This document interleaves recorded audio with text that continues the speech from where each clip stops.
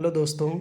आज हम कुछ फिजिकल एजुकेशन के मोस्ट इम्पॉर्टेंट क्वेश्चन की सीरीज स्टार्ट कर रहे हैं, जो कि आगामी टीजीटी, पीजीटी, केबीएस, एनबीएस सभी एग्ज़ाम जो भी होते हैं सबके लिए मोस्ट इम्पॉर्टेंट है। और यह सीरीज अब अनवरत चलती रहेगी। इसी क्रम में बिना देरी किए हम ये सीरीज स्टार्ट कर रहे हैं और यह आशा करते हैं कि यह सीरीज आप लोगों को अच्छी लगेगी, जिसमें हम जो है कुछ एक्सप्लेनेशन भी देंगे जहाँ ज़रूरत होगी, मुझे जहाँ लगेगा, और आप लोगों का सहयोग मुझे ज़रूरत है। आप लोग अपना सहयोग दीजिए। पहला क्वेश्चन स्टार्ट करते हैं। जैसे आप देखेंगे, सूची 1 को सूची 2 से मिलान करें। इसमें आप सभी लोग देख रहे हैं कि पी एन एफ मतलब प्रोप्रियोसेप्टिक न्यूरोमस्कुलर फैसिलिटेशन। कभी कभार ये आ जाता है डायरेक्टली क्वेश्चन कि पीएनएफ का फुल फॉर्म क्या होता है, या पीएनएफ किसको डेवलप करने का तरीका है। तो पीएनएफ दोस्तों डेवलप करने का तरीका होता है लचीलापन।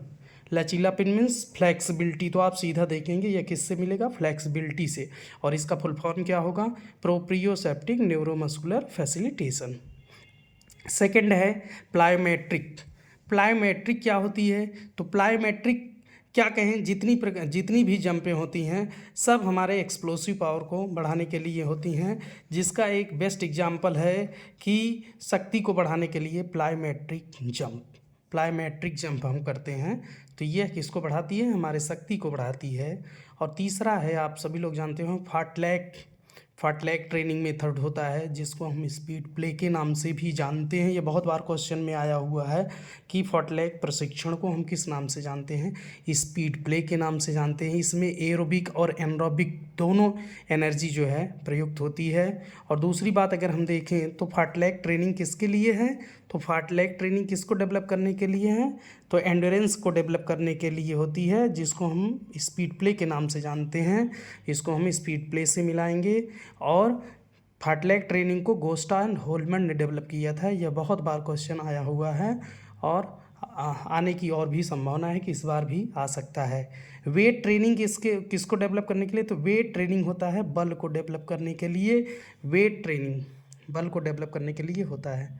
अब हम सेकंड क्वेश्चन पे चलते हैं। एरोबिक शब्द से अभिप्राय है। तो यहाँ आप दोस्तों जानेंगे दूसरा क्वेश्चन इसी क्रम में दोस्तों। तो पहले क्वेश्चन का आंसर जो होता है हमारा ऑप्शन नंबर सी सही होगा। सेकंड क्वेश्चन है, एरोबिक शब्द से अभिप्राय है। एरोबिक यहाँ आप देख सकते हैं कि यह आरपीएससी लेक्चरर 2013 के एग्ज़ाम में आया हुआ है।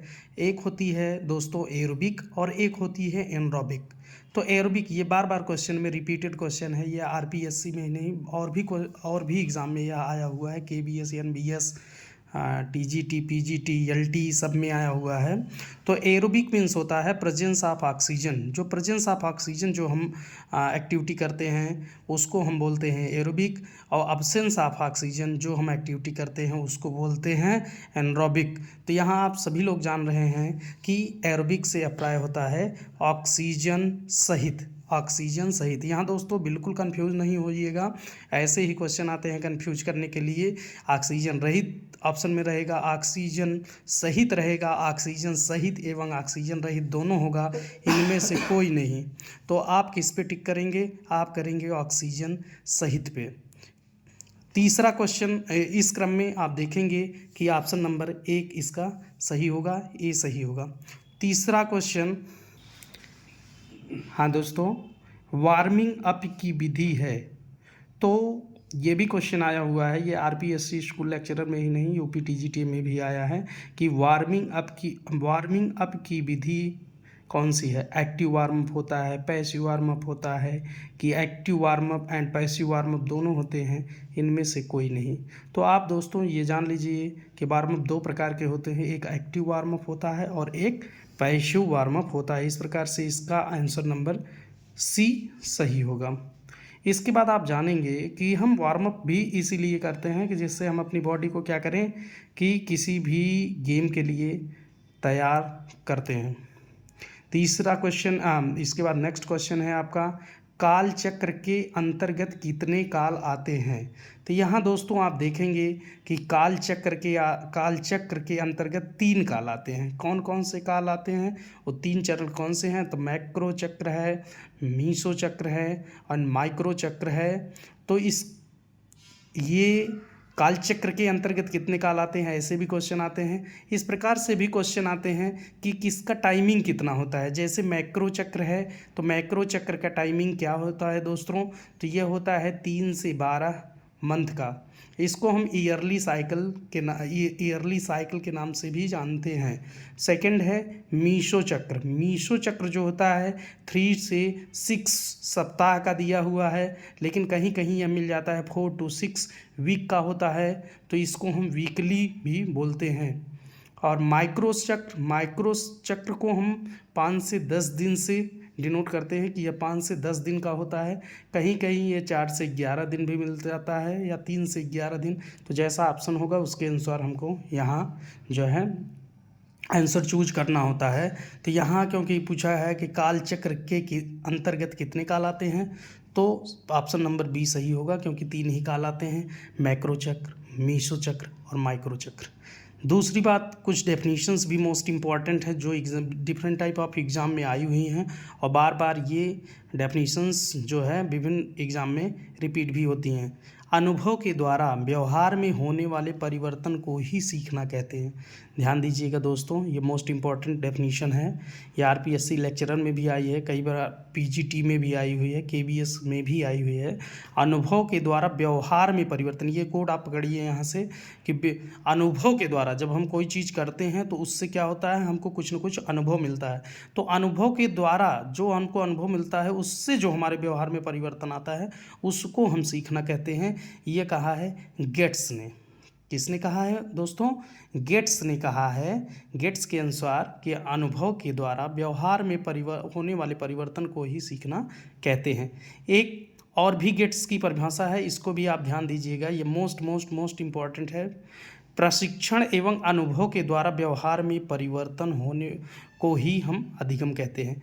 प्रशिक्षण एवं अनुभव, यहाँ देखो दोस्तों प्रशिक्षण भी जुड़ गया कि जब हम कोई ट्रेनिंग करते हैं, प्रशिक्षण, और जब हम उससे जो एक्सपीरियंस पाते हैं, अनुभव, उसके द्वारा जो व्यवहार में परिवर्तन होता है उसको हम क्या कहते हैं कि सीखना कहते हैं। सेकंड, आप नेक्स्ट क्वेश्चन देखेंगे कि निम्न में से कौन सा शक्ति का प्रकार नहीं है। तो शक्ति का प्रकार, निम्नलिखित में से शक्ति का कौन सा प्रकार नहीं है? तो आप सभी लोग जानते होंगे कि मैक्सिमम स्ट्रेंथ होती है, एक्सप्लोसिव स्ट्रेंथ होती है, स्ट्रेंथ एंड्योरेंस होता है, लेकिन विशिष्ट शक्ति कोई भी प्रकार की शक्ति नहीं होती है। अगर देखा जाए तो ये तीनों भी डायनेमिक के प्रकार हैं, क्योंकि आप लोग जब स्ट्रेंथ पढ़ेंगे तो स्टैटिक एंड डायनेमिक होता है। तो स्टैटिक को आइसोमेट्रिक के नाम से जानते हैं और हम डायनेमिक को आइसोटोनिक के नाम से जानते हैं। और डायनेमिक जो स्ट्रेंथ होती है उसको हम 3 भागों में डिवाइड करते हैं। तो यहाँ आप देखेंगे मैक्सिमम स्ट्रेंथ, एक्सप्लोसिव स्ट्रेंथ, इसको विस्फोटक शक्ति को बोलेंगे, एंड स्ट्रेंथ एंड्योरेंस इसको बोलेंगे। तो ये तीन ही इसमें हैं। और इसका कौन सा ऑप्शन गलत है? तो ऑप्शन ए इसका गलत है। विशिष्ट शक्ति कोई भी प्रकार की शक्ति नहीं होती है दोस्तों। एंड नेक्स्ट है, स्पीड प्ले को अन्य किस नाम से जानते हैं? स्पीड प्ले को तो दोस्तों मैंने पहले ही बता दिया, टाइम नहीं वेस्ट करेंगे। स्पीड प्ले को हम किस नाम से जानते हैं? फार्टलैग प्रशिक्षण के नाम से भी जानते हैं, जिसको गोस्टा और होलमर ने डेवलप किया था।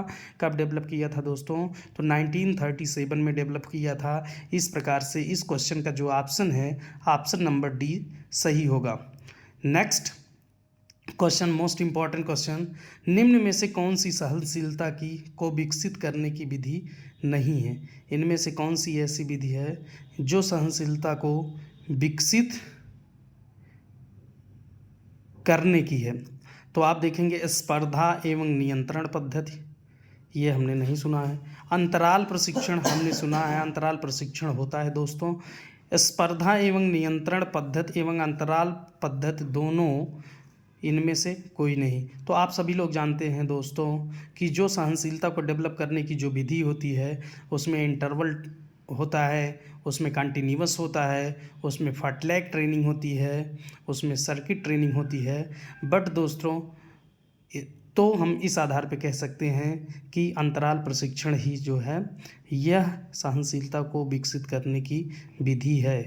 दोस्तों, मैं आशा करता हूँ कि मेरे द्वारा जो भी क्वेश्चन करवाए गए हैं ये सारे क्वेश्चन मोस्ट इम्पॉर्टेंट हैं और आपको अच्छे लगेंगे और आप लोगों का सपोर्ट मिला तो हम ऐसे ही क्वेश्चन की सीरीज़ अब लेके चलते रहेंगे। थैंक यू, धन्यवाद।